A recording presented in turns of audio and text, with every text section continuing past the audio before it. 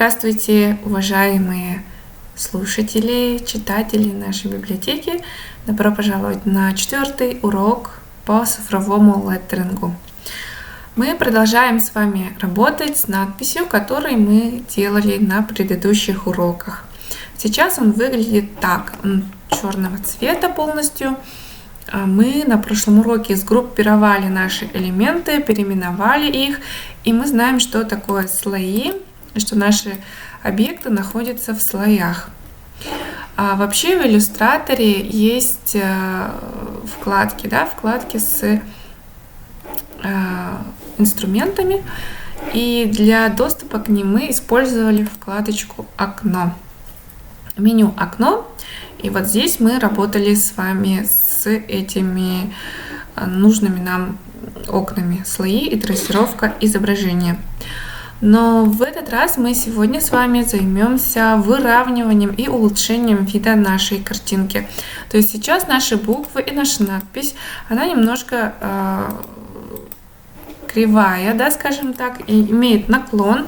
Как же выравнивать такие вещи, так как мы, возможно, при сканировании допустили, либо при рисовании, но все это поправимо, так как у нас именно цифровой леттеринг, который позволяет на любом этапе редактировать наши надписи, в отличие от традиционного рисунка или традиционного леттеринга. Итак, мы видим наклон, и для того, чтобы выровнять надписи, конечно же, нам потребуются линейки, да?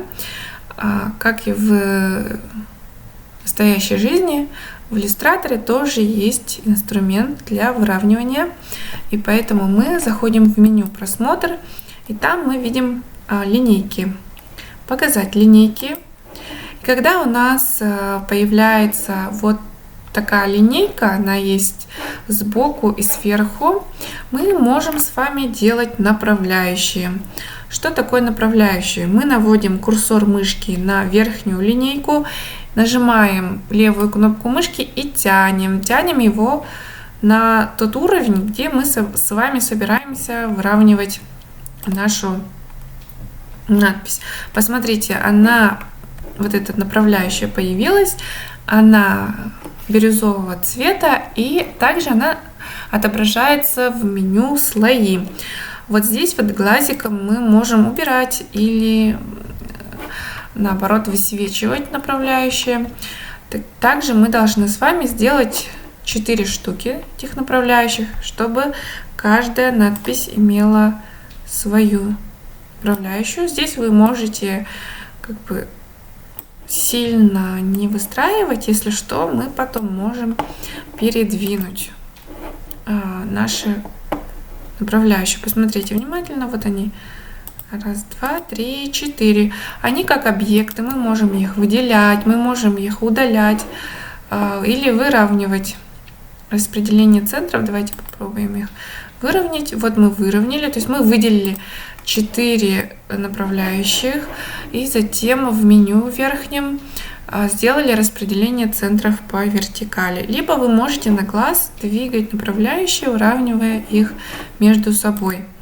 Таким образом, у нас есть 4 вспомогательных направляющих, благодаря которым мы сейчас с вами начнем выравнивать нашу надпись. Сначала займемся первым словом в каждой. Тут, наверное, достаточно слегка подвинуть. И также начинаем работать с каждым словом по отдельности. Так.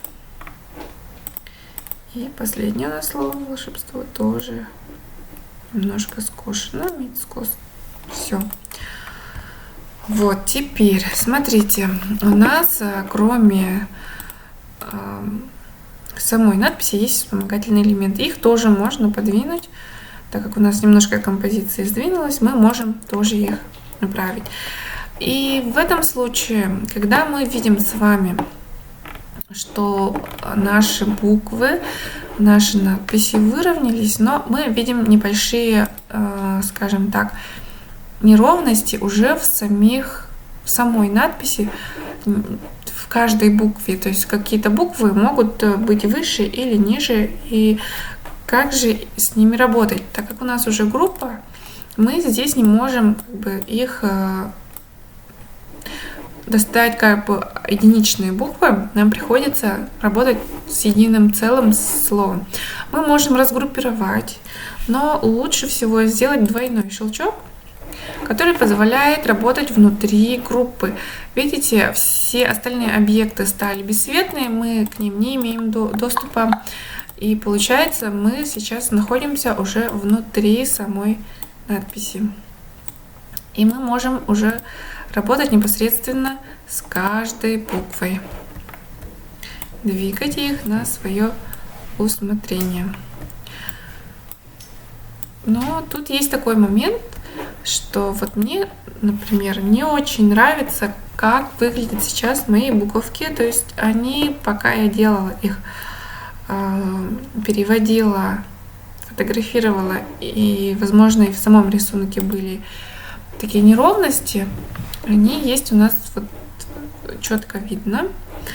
Но пока что мы с вами не углубляемся в, скажем так, рисование.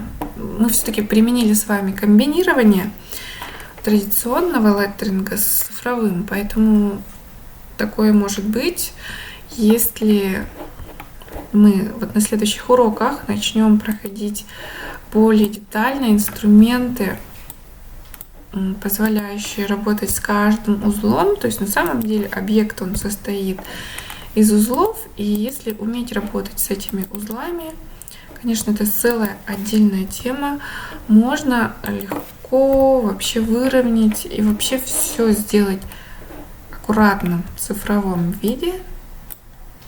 Но это я забегая вперед рассказываю, так как в этом примере мы этого делать не будем, потому что это целая отдельная тема. И просто скажу, чтобы вас это не смущало, небольшие неровности. Мы по ходу наших занятий научимся с ними справляться, работать с ними, но пока оставим наши буквы такими, какими они получились при создании. Поэтому мы сейчас занимаемся только выравниванием самих букв, расстояния между ними и тем, как все это выглядит. Да, то есть вот здесь мы тоже можем выровнять буковки, где-то они слишком расположены близко друг к другу. Двойным щелчком мы даже можем, кстати, уменьшать масштаб какой-нибудь отдельно взятой буквы, выровнять их. И таким образом также мы можем, кстати, сделать угол вот так. Если кажется, что буквы немножко скосились, мы их выравниваем с помощью инструмента поворот. Вот он с краю есть. Можем подвинуть. Тоже вот так подвинуть. И здесь тоже подвинуть. Угу.